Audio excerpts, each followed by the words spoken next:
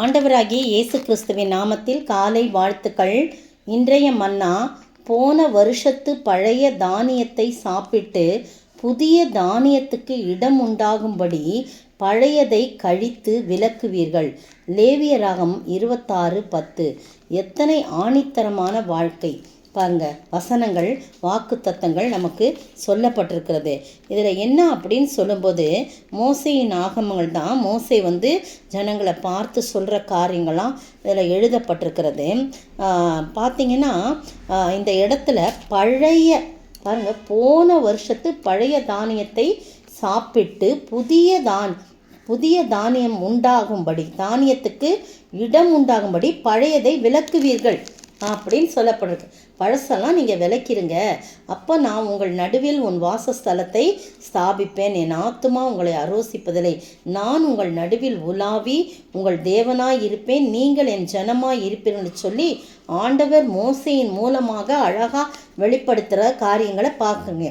எந்த ஒரு மனுஷன் பழையதை விலக்கி புதியதுக்கு இடம் கொடுக்கிறானோ, பழையதை விலக்கி புதியதுக்கு இடம் கொடுக்கிறானோ, அந்த இடத்திலே ஆண்டவராகிய தேவன் உலாவும் போது அவர் நம் தேவனாய் இருப்பார், நாம் அவர் ஜனங்களாய் இருப்போம் என்று சொல்லி திட்டமும் தெளிவுமாக சொல்லப்படுகிறது.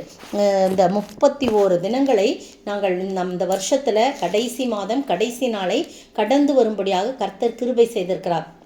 இந்த வருஷம் முழுவதும் அவர் பாதுகாத்து கொண்டார். நுழைய போகும் புதிய வருஷத்தில் நம்ம என்ன செய்யணும்?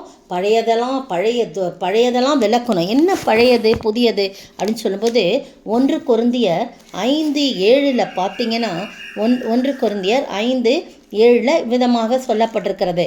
வாசிக்கிறேன்.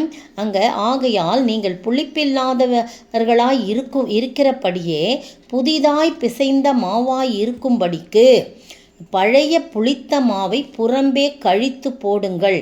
ஏனெனில் நம்முடைய பஸ்காவாகிய கிறிஸ்து நமக்காக பலியிடப்பட்டிருக்கிறாரே. பார்த்தீங்களா? என்ன செய்யணுமா? எதை கழித்து போடணுமா? பழைய புளித்த மாவை புறம்பே கழித்து போடுங்கள். அதை தான் இங்கே என்ன சொல்லியிருக்குது. பழைய தானியத்தை நீங்கள் என்ன பண்ணுங்க? விலக்குங்க. புதிய தானியத்துக்கு இடம் உண்டாக்குங்க. பெரிய பெரிய அம்பாரம் மாதிரி வச்சுருப்பாங்க. அந்த நாட்கள்லாம் பார்த்திங்கன்னா, நான் இந்த கிராமங்களுக்கெல்லாம் போகும்போது பழைய கிராமத்தில் வீடுகள்லாம் பார்க்கும்போது நெல் கொட்டி வைக்கிறதுக்குன்னு பெரிய பெரிய அம்பாரம்னு சொல்லுவாங்க. அது பேர் அந்த மாதிரி நான் பார்த்துருக்கேன். கீழே ஒரு சின்ன ஓட்டை மாதிரி இருக்கும், அதுக்கு மூடி இருக்கும். அந்த மூடியை திறந்து அந்த அரிசியை கொஞ்சம் கொஞ்சமாக கொட்டி வேண்டுறத நெல்லை எடுப்பாங்க. அதை நான் பார்த்துருக்கேன். இப்போ என்ன சொல்லியிருக்கு இதில், பழசெல்லாம் வேணாம், புதுசுக்கு இடம் உண்டாக்குங்க அப்படின்னு சொல்லிட்டார். அந்த பழையது என்ன அப்படின்னும் போது தான் 1 கொரிந்தியர் 5:7 பழைய புளித்த மாவை புறம்பே கழித்து போடுங்கள் அப்படின்னு சொல்கிறார். என்ன அது பழைய புளித்த மாவு அப்படின்னு சொல்லும்போது பாருங்க, பஸ்கா ஆட்டுக்குட்டியை போன்று நமக்காக கிறிஸ்து அடிக்கப்பட்டுள்ளார். அந்த பஸ்காவை புளிப்பில்லாத அப்பத்துடன் ஆசரிப்பது போல சபையில் துணிகரமான பாவங்களில் தொடர்ந்து இருக்கும் மக்களை குறித்து மக்களை விட்டு விலக்க வேண்டும் அப்படின்னு சொல்லப்பட்டிருக்கு. துணிகரமான பாவங்கள் சொல்லும்போது அதுலேயும் போட்டிருக்கு துப்புரவு, துர்க்குணம், பொல்லாப்பு என்ற புளித்தமா அப்படின்னு சொல்லப்பட்டிருக்கு. பார்த்தீங்களா? அப்போ உண்மைன்றது புளிப்பில்லாத மாவு என்னன்னா துப்புரவு, உண்மை என்ற புளிப்பில்லாத அப்பத்தோட பண்டிகைகளை ஆசரிக்க கடவுள்னு சொல்லிருக்கு. அப்போ துர்க்குணம் நம்முடைய வாழ்க்கையில் என்ன பண்ணக்கூடாது? இருக்கக்கூடாது. அதெல்லாம் விட்டு விலகணும். துணிகரமான பாவங்கள் எல்லாம் கழித்து போடணும். பழைய வருஷத்தோடு முடிச்சிடணும். புதிய வருஷத்துக்குள்ள புதிய காரியங்கள். நம்முடைய ஆண்டவராகிய இயேசு கிறிஸ்து பஸ்கா ஆட்டுக்குட்டியாக நமக்காக அடிக்கப்பட்டார் அல்லவா?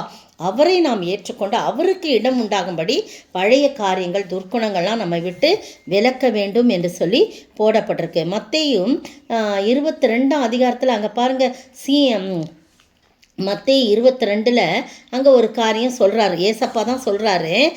மத்தேயு 22:18 அங்கே என்ன சொல்கிறாருன்றதை பார்க்கலாம். வாசிக்கிறேன். 22:18 வசனம்.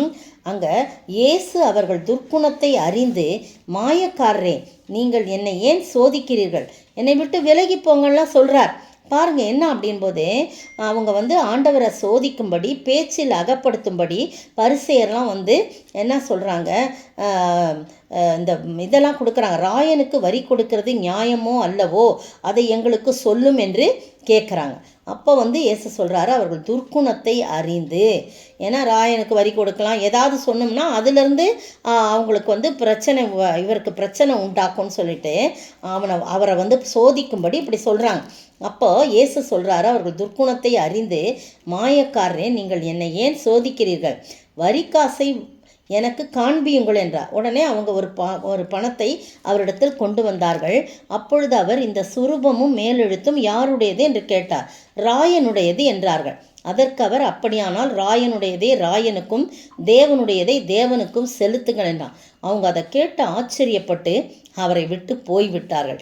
ஆண்டவராகிய இயேசு கிறிஸ்துவுக்கு முன்னால் அந்த துர்க்குணம் உள்ளவர்கள் இருக்கவே முடியாது. பிரியமானவர்களே, நீங்களும் நானும் இயேசுவை உடையவர்களாக இருந்தால் துர்க்குணம் நம்மை விட்டு ஓடி போய்விடும். அந்த துணிகரமான பாவங்களுக்கு நாம் விலக்கி மீட்டு நம்மை பாதுகாக்க அவர் வல்லமை உள்ளவராய் காணப்படுறார். பாருங்கள், அப்போஸ்தல நடவடிக்கைகளின் புத்தகம் 8ஆம் அதிகாரம் 22ஆம் வசனத்தில், ஆகையால் நீ உன் துர்க்குணத்தை விட்டு மனம் திரும்பி தேவனை நோக்கி வேண்டிக்கொள், ஒருவேளை உன் இருதயத்தின் எண்ணம் உனக்கு மன்னிக்கப்படலான்னு சொல்கிறாங்க. அது என்ன அப்படின்னு சொல்லும்போது, சீமோன் என்ற மாயவித்தைக்காரன் பரிசுத்த ஆவியை இவங்க கை வச்சோன்னே பரிசுத்த ஆவி எல்லாரும் பெற்றுக்கொள்கிறாங்க. இவனும் அதை பெற்றுக்கொள்ளணும்னு பணம் கொடுத்து அந்த வரத்தை பெறுறான். அப்போ தான் பேதுரு சொல்கிறாரு, நீ உன் துர்க்குணத்தை விட்டு மனம் திரும்பு, அப்பாலை போ சாத்தானே என்ற மாதிரி அவனை விலக்கி சொல்கிறத பார்க்குறோம். எனவே நீங்களும் நானும் நம்முடைய துர்க்குணங்கள்லாம் பழைய வருஷத்தோடு விட்டு நாம் துப்புரவு உண்மை என்ற நல்ல குணங்களோடு புளிப்பில்லா அப்பமாகிய நாம் இயேசுவோடு இணைந்து நம்முடைய வாழ்க்கையை நடத்த ஆண்டவர் தாமே கிருபை செய்வாராக. ஆமேன். தீய மனதை மாற்ற வாரும் தூய ஆவியே, கனநேயமேவியே தீய மனதை மாற்ற வாரும் தூய ஆவியே, மாயம் பாசம் தழுந்தி வாடி மாளும் சாவிதார், மிக மாளும் பாவினான் தீய மனதை மாற்ற வாரும் தூய ஆவியே.